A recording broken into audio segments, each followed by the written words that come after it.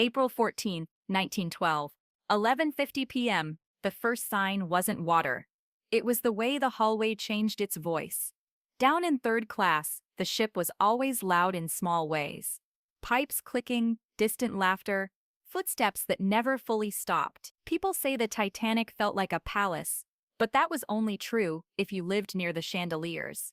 Where I slept, the air tasted like metal and laundry soap, and the walls sweated when the engines worked hard. That night, the walls went quiet. Quiet doesn't mean calm. Quiet means something is listening. My name is Evelyn Mercer. You won't find it on a passenger list. Not because I wasn't there, because I'm not here to claim a record. This is a dramatized perspective, inspired by what survivors described and what history never fully wrote down. But I can tell you what it felt like when the ship stopped pretending. It was late when I first noticed the change. I was sitting on the edge of my bunk with my shoes still on, too tired to take them off, too restless to sleep. My younger brother, Caleb, was already lying down with his coat folded under his head like a pillow. He'd been excited all day. Excited about America, excited about the idea that a new country could fix what the old one had broken. He fell asleep with that excitement still on his face. I envied him. I reached for the small tin box in my bag, the one I kept my letters in, the one thing I refused to let anyone else touch. The ship was steady beneath me. The ocean outside was calm. It almost felt like we had already arrived. Then a soft shiver passed through the floor. Not a crash, not a slam, a hesitation. It was as if the Titanic had briefly forgotten what it was supposed to do. Caleb opened his eyes. What was that? Probably nothing, I said, because that's what people say when they don't want to invite fear into the room. But my hand had stopped moving. I listened. Somewhere above, someone laughed. Someone else coughed. A door opened and closed. Life continued in small, ordinary pieces. Yet the air felt different, colder, thinner, as if the ship had inhaled and didn't know how to exhale again. A few minutes later, footsteps rushed past our door. Then another set. A voice called out something in a language I didn't recognize. Caleb sat up. Evelyn. I stood. The corridor outside smelled damp. A woman further down was already in the hallway. Hair loose, shawl pulled tight, eyes wide. What's happening? She asked. No one in particular. No one answered. Because no one had been told what to say yet. That's the part people don't understand about panic. It doesn't start with screaming. It starts with confusion. It starts when the people in charge haven't decided what truth they can afford. A steward appeared at the end of the corridor. His uniform was tidy, but his face wasn't. He raised both hands as if calming children. Back to your cabins, he said. Everything is under control. His voice was steady. That was his job, but his eyes moved too quickly. They kept flicking down to the floor. I followed his gaze. A thin line of water was creeping along the corridor like it had a destination. Not rushing, not dramatic, just arriving. Caleb saw it too. His mouth opened slightly, then closed again. I wanted to reach for him, but my hands didn't move. I couldn't decide if touching him would comfort him or confirm what I was afraid to say. The steward stepped forward, blocking the water with his body as if bodies could stop oceans. It's just a precaution, he repeated. Please. People listened because it was easier than thinking. They went back inside their cabins, closing doors the way you close a window in bad weather, as if this were weather. I didn't close ours. Caleb whispered. Should we go up? Not yet, I said. I wasn't sure why I said it. Maybe I wanted to believe we had time. Maybe I wanted to believe that if we waited for instructions, we'd be protected by the rules. But rules don't matter to water. 10 minutes later, the corridor was louder. More footsteps. More voices. A baby crying somewhere near. The ship tilted, so slightly I thought I imagined it, until the tin box and my bag slid a fraction across the wooden shelf. Caleb stood. Evelyn, we need to go. I looked at him and saw fear trying to become courage. I'd seen that look before in men who couldn't afford to admit they were scared. Get your coat, I said, and your shoes. Put them on properly. He did. Hands clumsy. I grabbed the tin box and shoved it into my bag. Then I reached under the bunk and pulled out the one extra scarf I owned. I wrapped it around Caleb's neck too tightly. Hey, he protested. Don't argue, I said. The corridor outside was crowded now. People were emerging from cabins, like they'd been summoned by a sound only they could hear. A man with a thick accent asked a steward a question. The steward answered with a sentence that didn't answer anything. Up, he kept saying. Up.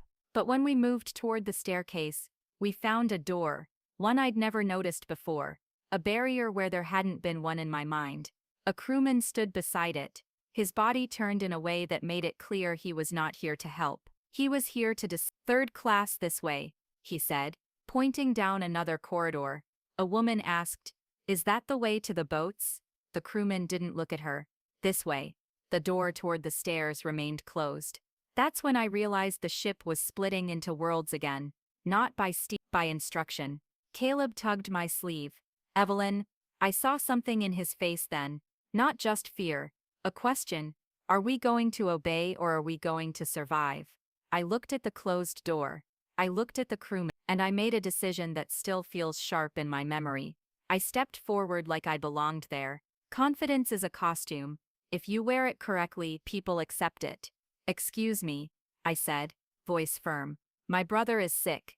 He needs air. We were told to go up. The crewman frowned. Who told you? I didn't blink. A steward. It was a lie, but it was a lie shaped like authority. The crewman hesitated. Hesitation is where doors open. Behind us, people pressed closer. Someone bumped my shoulder. A child began to cry loudly now, the sound cutting through the corridor like a blade. Please, I said, and let the word land like it mattered. The crewman looked past me, toward the corridor, toward the growing confusion. He didn't want responsibility. No one did. Finally he unlocked the door. Not widely, not generously, just enough. Go, he muttered. Quickly. I grabbed Caleb's wrist and pulled him through. The air beyond the door smelled different. Cleaner, warmer, like money. The carpet muffled footsteps. The light was softer, it made the panic look less ugly. Caleb stared. Evelyn, where are we? Don't stop, I said. We moved up the stairs. Past people dressed like evening was still a promise. A woman in pearls held a fur stole close to her throat, eyebrows raised in mild annoyance, as if the ship had inconvenienced her. Is this really necessary? She asked. A man beside her laughed too loudly. Of course. Just a drill. His laugh cracked at the end. His eyes didn't believe his mouth. We pushed onward. Caleb's breathing was fast now. He wasn't used to moving quickly in crowds. He kept glancing back as if expecting the door behind us to close and erase our decision. Maybe he was right to fear it, because behind us I heard it. A latch, a door closing again. Not slammed, simply closed. And this time, it wasn't closing behind us. It was closing on the people who hadn't made it through. Caleb heard it too. He stopped. I pulled him. Don't look. But he began. Don't. I said again. Harder. Keep moving. There are moments when kindness is a luxury. That was one of them. We reached an upper landing where cold air pushed in from somewhere above. The ship tilted again, more obvious now. People were moving faster, voices sharpened. The calm was falling apart like wet paper. We emerged onto the deck. The cold hit my face like a slap. The sky was clear, stars sharp enough to feel cruel. The ocean was black and smooth. It looked peaceful, which made it worse. A calm sea is not mercy. It is indifference. Lifeboats were being uncovered. Ropes creaked. Officers shouted. Women stood in lines that didn't feel like lines, more like a slow, controlled collapse. Caleb's mouth opened. Is it sinking? I didn't answer with words. I answered by tightening my grip on his wrist. Because I had seen the water. Because I had heard the door close. Yes, it was sinking, but the world around us still acted like it had time. An officer raised his voice. Women and children. A man protested. Another begged. Someone laughed once hysterically. Then the ship was lit like a grand hotel, making the fear look staged, unreal. And then I saw something that made me colder than the air. A lifeboat with space. Space. A word that should have meant hope, but the space was being protected like a privilege. A steward stood near it, scanning faces, selecting, guiding, refusing. It wasn't cruelty. Not exactly. It was control. Caleb leaned close. Evelyn, what do we do? I watched a woman climb into a boat and sit without looking back. Her husband remained on deck, face stiff, hands at his side. He didn't wave. Waving is for people who believe in reunions. Another boat lowered. The rope strained. The wooden frame creaked. A scream rose as it dropped the last few feet into the sea. Then it pushed away. I realized that survival was not a single event. It was a series of small decisions that had to happen in the right order. We had already made one. The door. Now we had to make another. I pulled Caleb toward the line, toward the officer.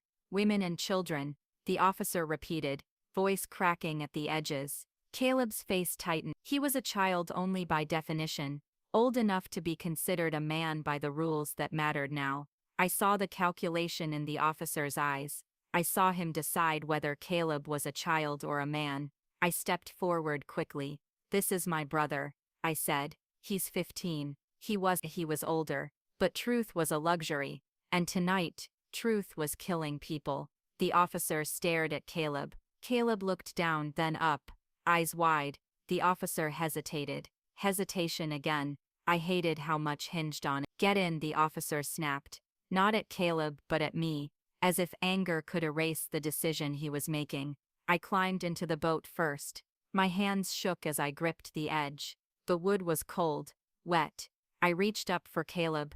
Caleb didn't move. He looked behind us toward the deck, toward the people still waiting, toward the door he hadn't seen close, but could imagine. I can't, he whispered. My throat tightened. Yes, you can. He shook his head once. Evelyn, I understood then what he was thinking. He was thinking of our father, of what our father would have done, of the kind of man he wanted to be in the last minute of his life. Bravery again, trying to become a costume. Caleb, I said, voice low, listen to me. I leaned closer. The wind cut my cheek. My words had to fight the cold. This is not about being brave, I said. This is about living long enough to remember. Do you understand? Caleb's eyes filled, but he didn't cry. Men rarely cry in public, because they think it makes them smaller. It doesn't. It makes them real. The officer shouted. Now. I reached up and grabbed Caleb's sleeve and pulled harder than I meant to. Caleb stumbled forward, then climbed into the boat, landing awkwardly beside me. The officer didn't look at us again. He turned to the next faces, to the next decision. The boat began lowering. The ropes creaked. The ship's lights above us looked too bright, too warm, too wrong for what was happening. People leaned over the rail, their faces pale ovals in a glowing world that was still pretending to be civilized. As we descended, the sound of the ship changed. It wasn't music now. It wasn't laughter. It was steel, a deep groan that made the air vibrate. Caleb gripped my hand. His fingers were numb already. When the boat hit the water, it hit hard. Cold spray slapped my face. Someone cried out. Someone prayed. Someone cursed. Then we pushed away. The distance grew. The Titanic rose above us like a city that didn't know it was dying. The lights made the windows glow like eyes. The ship's black shape leaned farther, slowly, as if it were kneeling. Caleb whispered, Evelyn, we left them. I looked up at the deck, at the rail, at the people still there, still waiting for instructions that no longer mattered. We didn't leave them, I said, though part of me didn't believe it. The ship did. We rowed.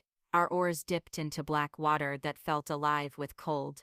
Every breath hurt. The air tasted like salt and fear. Behind us, the Titanic made another sound, louder this time. A crack that carried across the sea. People in our boat flinched, as if the sound had touched their skin. Caleb stared, wide-eyed. I watched, and in that moment, I understood the final truth of the night. The most dangerous part of the Titanic was not the iceberg. It was the space between everything is fine and there's no time left. That space was where doors closed, where decisions were delayed, where people obeyed because they thought obedience meant safety. We survived because we didn't obey, not fully, not quietly. We survived because for one moment, I spoke with the voice of someone who belonged on the other side of a door, and the door opened. That's the part history doesn't record. Not because it didn't happen,